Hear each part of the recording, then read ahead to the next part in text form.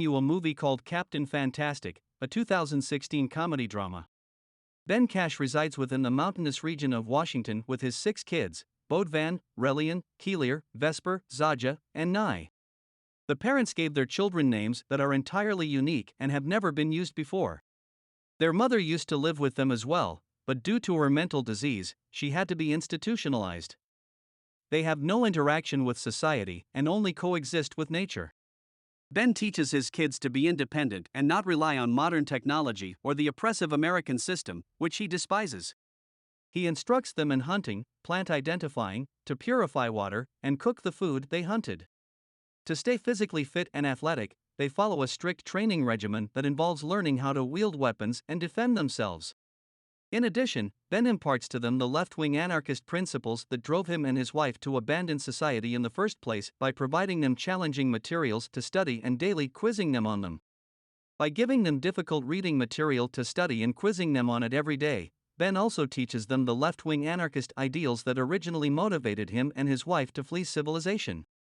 When Bodvan successfully harvests his first deer on his own, Ben marks him as a true man by forcing him to consume an animal's organ and applying animal blood to his forehead. The family gets out their instruments later in the evening after reading by the fire and starts dancing to some upbeat music. The next day, Ben and Bodvan take their bus to the town, where Bodvan sadly struggles to make friends with the young girls. Ben sells some of the items he makes, while Bodvan checks their post office box. He discovers a number of letters from the universities he has secretly been applying to, and he is shocked to learn that he has been accepted into each one. When Ben calls his sister Harper to check on his wife, Harper can only sob as she breaks the news to him that Leslie had harmed herself and did not serve the previous night. After they go back to the forest, Ben spends some time grieving while remembering his beloved before going back to tell his children. He assures them that nothing will change as they all begin to cry as well.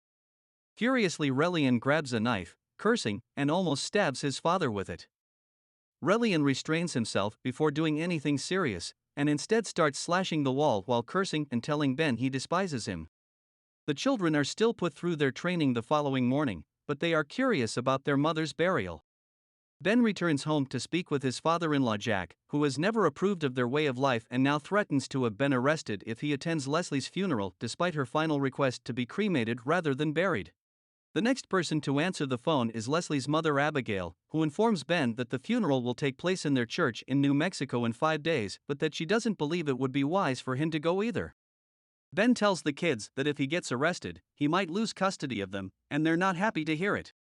Once again reminding his children that it is impossible, Ben sends them to training after spending the entire night dreaming of Leslie and waking up to find his kids clothed and prepared to go rescue their mother. Relian slips as they are rock climbing today, hurting his hand. Ben, on the other hand, advises him to bear with the suffering and that there would be moments when he won't have anybody to turn to and that he must be prepared to survive circumstances alone. After training is finished, Ben observes that the children's spirits are really low and decides they should go to the funeral after all. They drive for extended periods of time, only stopping to rest or visit the bank to withdraw money. The police pull them over on their second day of travel, check Ben's license and registration, and then enter the bus when they see the students aren't in class and there are a lot of books lying around. Bodvan says that they are homeschooled under the watchful eye of God and, with his brothers, they start singing Christian songs to frighten him away. They arrive at their destination after a long journey. The children are hunting and are afraid to kill the sheep because they feel it's cruel. So instead of hunting, the siblings are delighted to go out to dinner to eat things they never tried before, like hot dogs, pancakes, and cola, which Ben refers to as poison water, and doesn't really approve. Ben takes the kids out without placing an order because the menu lacks any actual food, and they visit a market instead. Ben fakes to having a heart attack, while shoppers are busy checking on him. His kids steal the food and flee the scene unnoticed. Only one of them stays behind to give Ben a phony medication, which he takes to give the impression that he is feeling better so he can go as well. They then walk to a neighboring park to eat the food they stole, and Ben shows them a cake since they will be celebrating Noam Chomsky Day, a festival they invented in honor of the well-known philosopher, soon. Relian is unhappy that Ben brought gifts of weapons for everyone and wishes they could spend Christmas like regular people. Relian's father wants him to make a case and an effective argument, but he's not in the mood and just walks back to the bus. They eventually arrive at Ben's sister's home after their journey. The brothers are teased by Harper's husband Dave and their sons Justin and Jackson for not knowing well-known brands. Over dinner, things become tense since Ben discusses delicate subjects in length and doesn't hold back, something Harper and Dave don't want their kids to hear. Ben says he's sorry for disrespecting the way things are done in her home after they dispute outside. The children will then follow because they will be sleeping in the garden despite Harper having made the recreation room ready for them. The next morning, Harper and Dave approach Ben and tell him that the children need to go to school and learn about the outside world. Ben then invites her sons and Zaja over.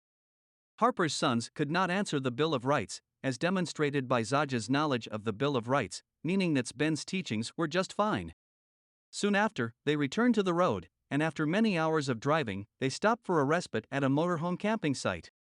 There, Bode Van meets Claire, a young woman his age who finds him a little odd but likes chatting to him nevertheless.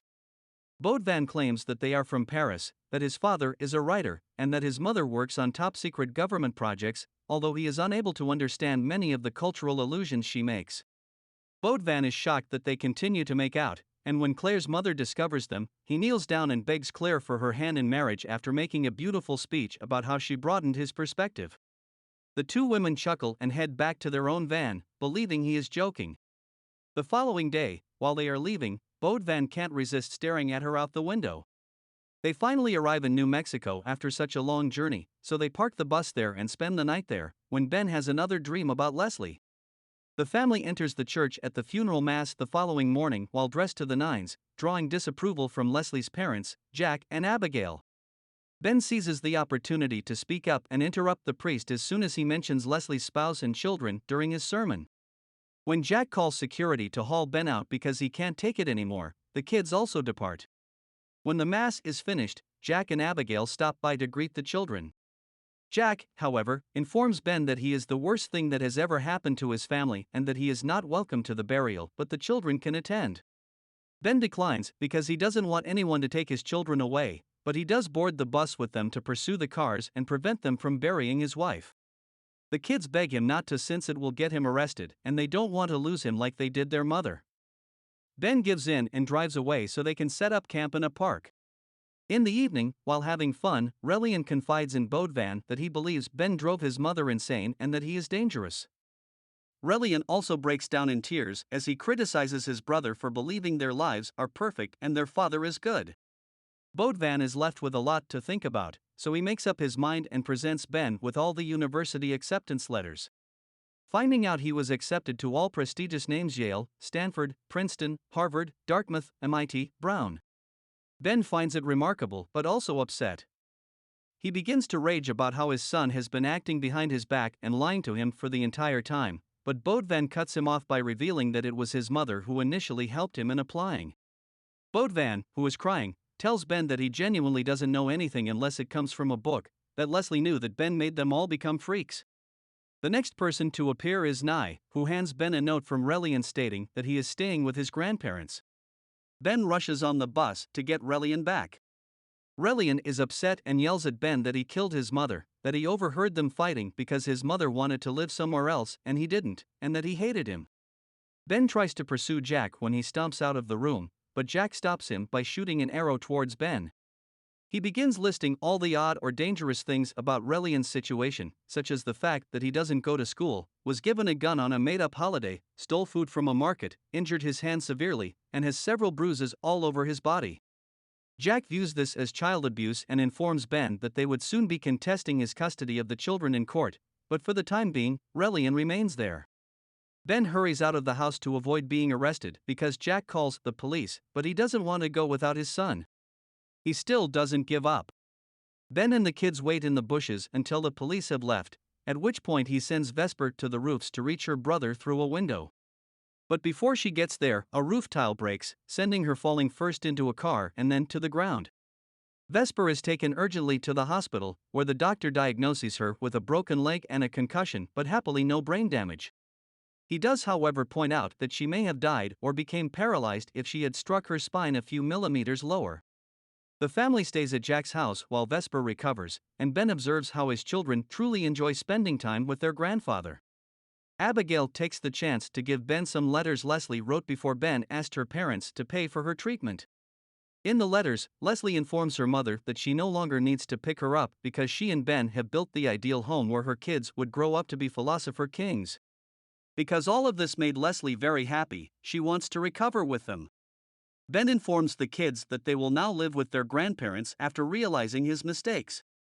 The children disagree, but Ben refuses to change his mind, saying that doing otherwise will only make their lives worse. Ben shakes Jack's hand and then cries as he boards the bus, pleading with him to take good care of them. He plans to get an electric razor and shave his beard to begin this new stage of his life as he stops at a market to buy some food. His children discover him the next night while he is camping and are shocked to see that he has no beard. Ben accepts before apologizing when Relian explains that he doesn't genuinely hate him, he only wishes he had assisted their mother. The family rides their bus to the graveyard where Bodvan shaves his head to match his father in an effort to symbolize the beginning of a new chapter in their lives after finally persuading their father to save their mother with the help of a Chomsky quotation. They take Leslie to the beach where they cremate their mother while singing her favorite song, Sweet Child of Mine, after digging out their mother's coffin from the cemetery and filling the grave so no one can tell it is empty. Later, they travel to the airport to fulfill her request to flush her ashes down the toilet. They then bid Bodvan farewell as he takes off to experience the world. From that point forward, Ben and his children move into a small townhouse. He still teaches them how to live in harmony with nature, but he also lets them attend school, striking the ideal balance between his beliefs and their happiness. Thanks for watching. Please